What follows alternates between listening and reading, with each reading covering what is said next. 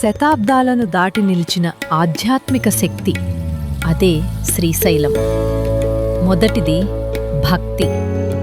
ద్వాదశ జ్యోతిర్లింగాలలో ఒకటైన శ్రీ బ్రహ్మరాంబ మల్లికార్జున స్వామి దేవాలయం శివశక్తులు ఒకే క్షేత్రంలో వెలసిన అపూర్వ దైవస్థలం. తర్వాత అభివృద్ధి.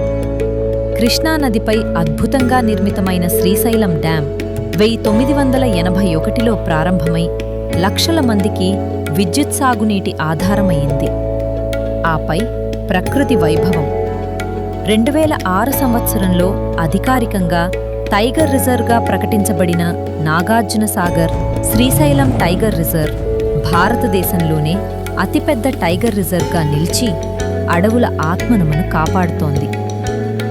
భక్తి నుంచి అభివృద్ధి వరకు, అభివృద్ధి నుంచి ప్రకృతి వైభవం వరకు ఈ 3 మహాశక్తులు కలిసిన పవిత్ర స్థలం. ఇది కేవలం ఒక ప్రదేశం కాదు, ఇది మన గర్వం, ఇది మన శ్రీశైలం.